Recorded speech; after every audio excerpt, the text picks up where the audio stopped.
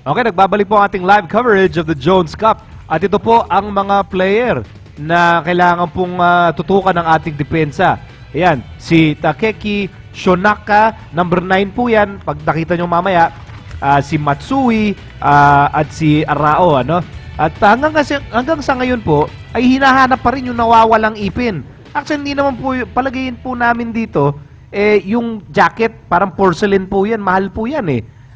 Siguro yung cap po nung isang yung ni Okada nung nagsalubong sila ni Lutz, natanggal, lumipad, pwede pa naman ibalik yun. Sayang naman yun. Baka mahal siguro magpagawa ng ganun, ano? By the way, key Japan. player si Okada ng Japanese team, ha? Kaya talaga hinahanap nila yung ano niya, yung sa ipin niya. Against the United Arab Emirates, nakatira si Okada ng 33 points. Probably one of the highest, if not the highest output of any player in a single game sa ating torneo sa Jones Cup. Okay, yan po number 12. Yan po ay si Taishi Ito. Yun ang binanggit sa atin ni Ginoong Carlos Singson, who also played for a NCAA Division I team, University of Portland. Simula po ito ng second period. Smart Gilas Pilipinas laban sa Japan, and this Japan team, very dangerous squad, ano? Very scrappy. Parang totoo feeling nila yan. nothing to lose, everything to gain. Yung isang binanggit natin kanina about our impressions sa first quarter, yung outside shooting ng Team Pilipinas, di pa natin nakikita dito. And that's also because we've been able to get the ball inside. Kanya okay lang naman, nakakuha tayo ng high percentage shots. But in that game against United Arab Emirates, kung saan tinalo natin by 35 points, we were only 2 out of 16 from 3-point distance. Ito yung outside shot na wala. Yan na kailangan natin, no? Especially when we're going up against taller teams like Iran, like Jordan. Ganda yung pasa. That's a good setup job. At tinapos po yun ni Gaku Arao. Well, what was important in that play was Japan was able to distract si Marcus Douthit. And you watch right here, yung depensa ni Douthit, and then that extra pass. Slow-mo brought to you by Motolite, pang matagalan. At si Arao ay hindi po nakompleto ang 3-point play. Shonaka giving the assist earlier. Tapla po tayo, 24. Hindi pa po tayo nakakascore dito sa mga unang bahagi ng second quarter. Barakael is now in the game, kasama si Chris Chu, Chris Lutz, Dondon Ontiveros at Marcus Douthit. Shot clock down to 3. Chris Chu fires a 3. And he was fouled. Oh, lucky break for Smart Gilas. Number 12 player giving up the foul, si Ito. Chris Chu will be at the line for 3 free throws. Hindi po sumasang-ayon si Ito. Ito yung nangyari dyan, ano? Ayun, tinamaan sa braso si Chris. Tinamaan naman. Kita-kita. Nandun sa likod yung referee. But in that particular play, halatang-halata natin, no, na-adjust na yung depensa ng Japan. And now playing denial against Douthit. Hindi nakahawak ng bola doon si Marcus Douthit. And he's such a big thorn in the side of Japan. Alam nila kung hindi makahawak ng bola, if they pressure the man with the ball, hindi makakapasa ng magandang entry pass para kay Douthit. Sabi ni Chris Chu, kung bibigyan siya ng pagkakataon, he would like to be part of a continuing Gilas program. No, even after September, if the powers that be will extend the program, he'd still like to participate. And why not? Ang priority niya is bansa natin, no? And I think it's every player's dream to be able to play for your country. And here's another shot coming from medium range. Shonaka, connecting to si Shonaka, meron nang ang abilidad na mamasa, may abilidad pang pumuntos. Lamang pa rin tayo, 27-26. Chris Chu has the ball, pinasa, and here's Dondon, and he comes up short.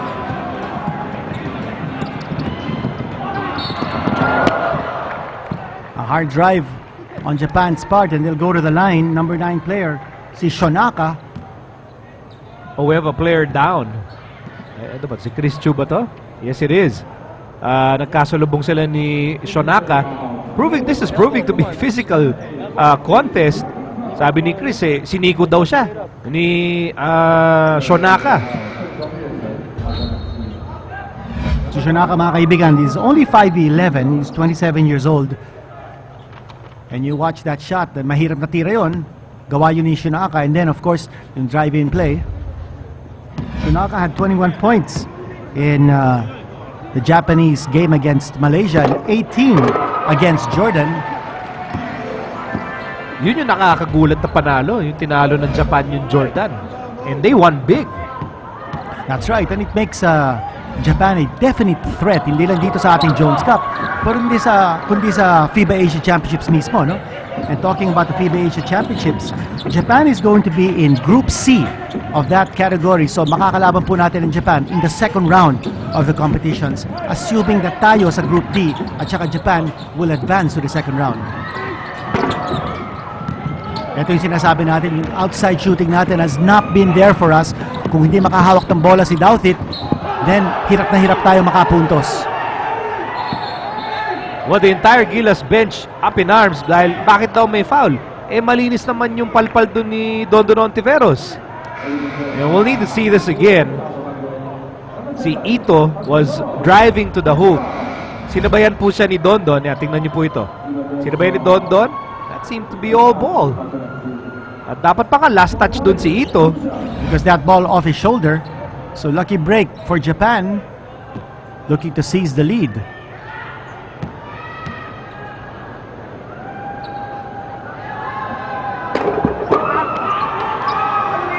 Mintis ang unang free throw para kay Taishi Ito. At ito, nakikita natin ngayon, number 18, si Yuki Togashi. Pumasok na for Japan. 2 misses para kay Ito. A long rebound na pulot ni Mac Baracael. Tabla tayo, 27 all dito po sa second quarter. Baracael. And pressure defense ng Japan, keeping that ball in the long court. There's a turnover against the Philippines. Maganda sana yung iniisip ni Lutz, no? Kaya lang nabitawan niya yung bola. Yusuke Okada is now in the game. I wonder kung nahanap na yung yung accessory sa ipin. But Okada will definitely contribute in a big way for Japan. Averaging 9.8 points sa tournament. Second leading scorer ng Japanese team. 7:16 remaining dito po sa second quarter. Hinkley. Oh, I think they'll call a foul laban kay Baracael. This Baracael trying to guard si Atsuya Ota.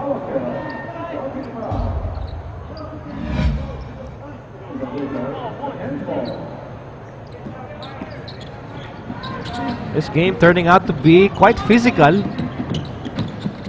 Team Pilipinas, kailangan pong manalo para po may siguro yung ating pagpasok sa semifinals. Lots of time to shoot. Actually, shot clock winding down. And good defense by Team Philippines, forcing that 24-second shot clock violation.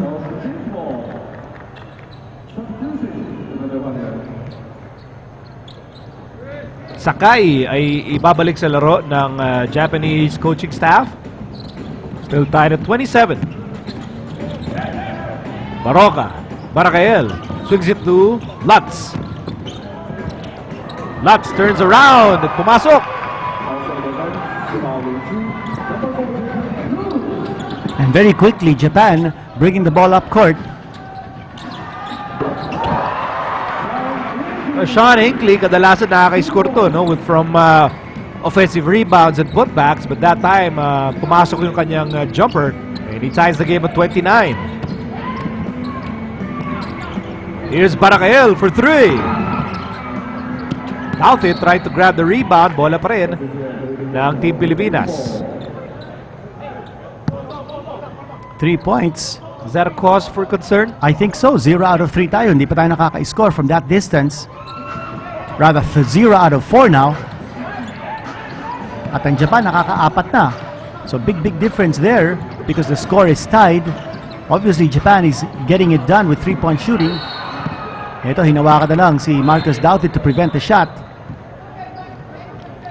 Well, si Doughty ang lumalabas sa pinakamalaking sakit ng ulo, no, for the Japanese front line.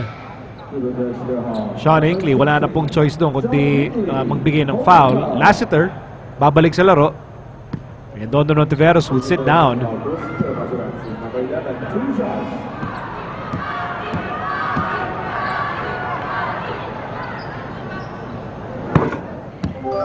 Marcus, steady naman po yan, no, from the free throw line. And you see the Japanese coaching staff. And what a factor he is ang ating naturalized player. Si Marcus Douthit from Providence College. That's 2 out of 2.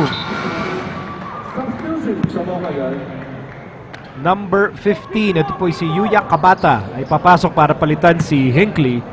Asito Lava is now entering the ball game for the first time.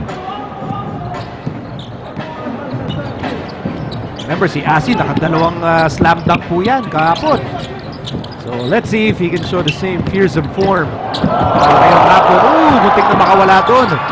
And here's Baroka. Baroka steps on the gas. Baroka to Lutz. Lutz off the glass. It's good. Transition attack right away by Smart Gilas.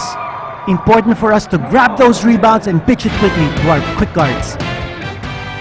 It's been a physical game between Japan at Smart Gilas, pero lamang po tayo.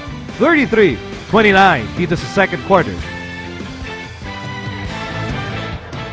Okay, nagpapatuloy ang ating live coverage ng Jones Cup at nakikita niyo po yung ating mga kababayan.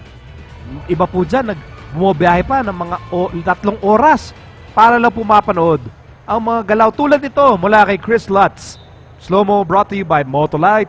Pang matagalan. And Lutz playing very steady dito po sa first half.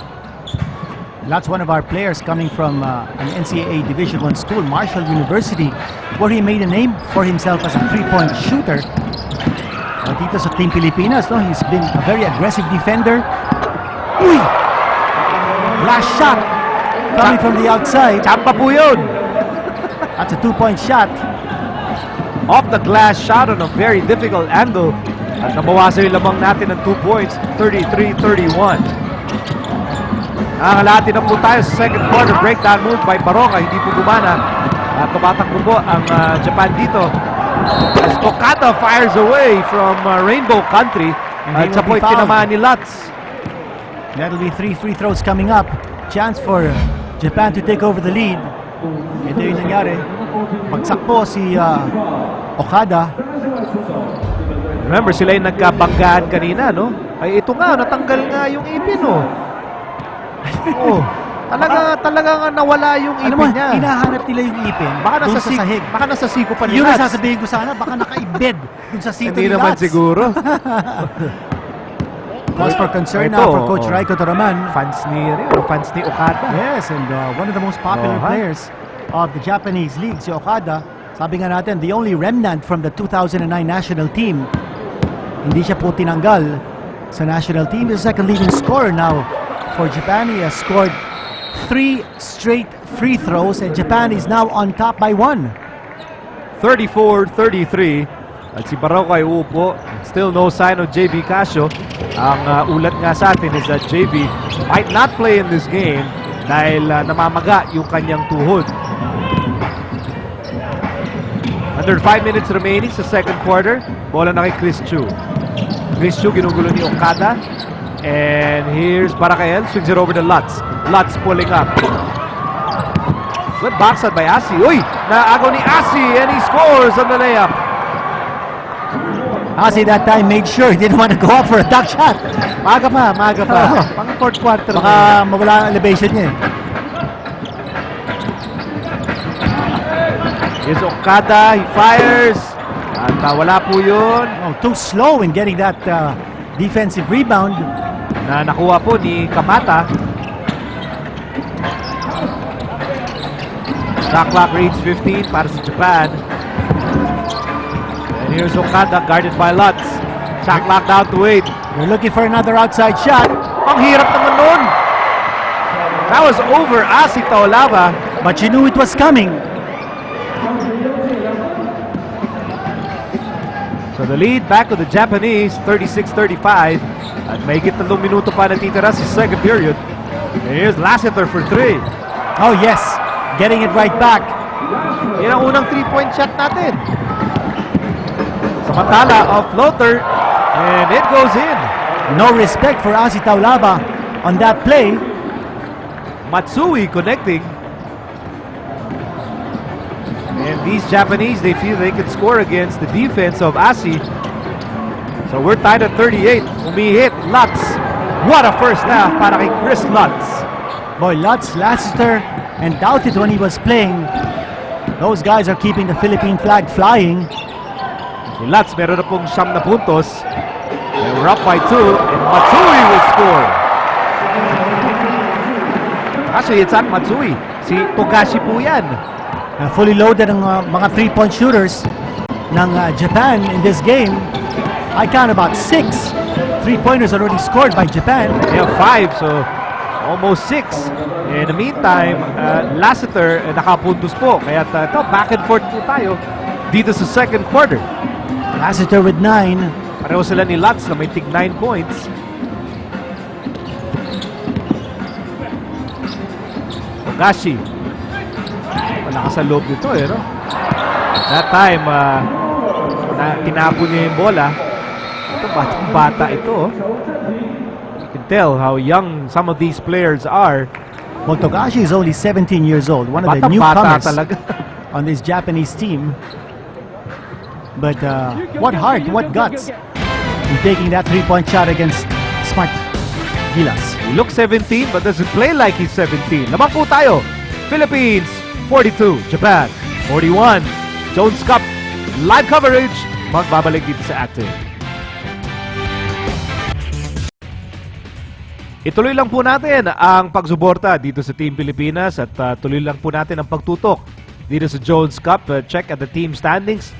Makikita nyo po ang Pilipinas is at 4-2 and Japan is at 3-3. At dito natin makikita, as we take a look at the team standings, the possibility of a 4-way tie for first place kung talunin natin ang Japan and talunin naman ng Chinese Taipei ang Korea mamaya. Magandang hapon po sa kanilang lahat. Alam po namin kayo po ay nakasubaybay para po suportahan ang Team Pilipinas, and right now Japan lamang na po ng 2. Now that is a 6th 3-point shot conversion ng Japan dito sa first half. As you see, Matsui already with 12 points. We knew he was going to explode.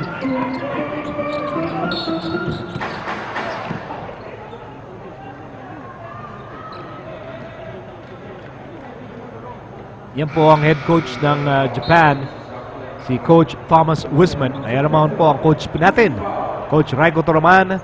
And talking with Asi Taulava, na uupo muna. Doughtit, ibabalik po ni Coach Raiko. We're down by 2 points.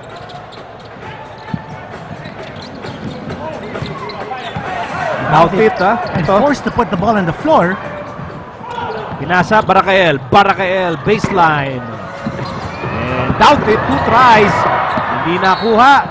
And it will be last touch on Marcus Doughtit.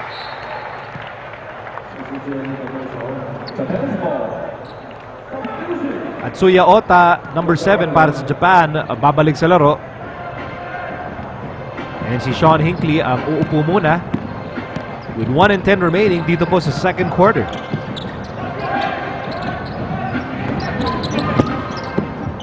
Another 3-pointer on the way. Grabe po ang outside shooting ng Japan dito. It's Matsui. Again, Matsui with the basket. He's got 15 points. That's his average in this tournament. And he has not missed from 3-point distance. So Japan lamang ng 5, 47-42. Under a minute remaining in the first. At ang atake po natin ay primarily going inside kay Marcus Doughtit. And Japan realizing that no match sila to stop Doughtit from scoring. They will just foul. And you watch the way the Japanese team provides screens for Matsui and for their outside shooters. What a game para kay Matsui. All of his points coming from 3-point distance. Ito yung mga kababayan po natin, ano? Na hindi pa naman po kinakabahan. No? We're just in the second period. Marcus Douthit working on a possible double-double. Meron ng 12 points. Make that 13 points at 8 rebounds. And we're down by 3 points. 38 seconds na natitira in the first half. There's a drive. Natigan pa yun. Oh, will they call an offensive foul? Oo, nasigo naman doon si Lassiter. That's a good break on Team Pilipinas because that would have been Lassiter's third personal foul kung siya natawagan. Si Shonaka ang tinawagan doon. Ano? 30.7 seconds remaining sa second period. Lamang po ang tropa ni Coach Thomas Wisman. Keijuro Matsui is the man of the moment. And yung outside shooting ng Japan ay napakainit po. They are blazing hot from Rainbow Country. Matsui, lahat po ng puntos niya ay nagagaling Rainbow Country. And he is setting the tone for his teammates. And even the 17-year-old rookie from Japan is scoring. That's a wide open shot for Matsui. You do not give him that kind of a shot. And Lassiter actually was all over Matsui and still nakapunto siya from the outside. Look at the three-point shooting of Japan. Oh. 7 out of 10. It's just awesome. That's 70% shooting from 3-point distance. And they're even shooting better from 3-point distance than from the free throw line. Can you believe it? And the Japanese fans, syempre, tuwan-tuwa po sila ngayon, ano, dahil lamang ang kanilang national team, 47-44, led by number 10, Keijuro Matsui. Of course, the Japanese, they love their sports. No? They love baseball. They have very talented international golfers as well. At syempre, football din. Yung kanilang Blue Samurai ay mahal na mahal din po nila yan. Well, nakita natin some Japanese fans with showing their loyalty to one of the most popular players sa Japanese Basketball League, si Okada. Yung pong nawala ng ipin kanina. Lassiter, touch passing, Douthit. Pero mintis. Matsui with the rebound. Paubos na ang oras dito sa first half. And the Japanese are up by 3. 10 seconds remaining po dito. Shonaka.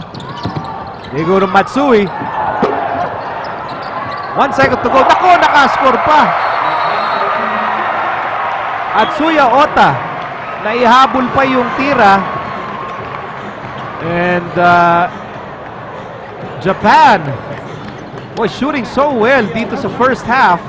And they're all smiles dahil alam nila mas malakas, di hamak ano, ang Team Pilipinas. Outside shooting kinito really working in favor of Japan here. Not only that, yung kanilang hustle play, taking away the outside shot of the Philippines. I think they've extended their defense very well. And giving limited touches for Marcus Douthit every time we had the ball on our side of the floor. So, buenas in Japan, sa first half. Oo. Ewan ko lang, baka malasi naman sila sa second half. Okay, ito, Gilas versus Japan. The Philippines against the youngsters ng Japanese team. Ang ngayon po, lamang ang Japan, 49-44 at the half dito sa Jones Cup. Magpapatuloy ang ating live coverage dito sa Active matapos ang ilang paalala.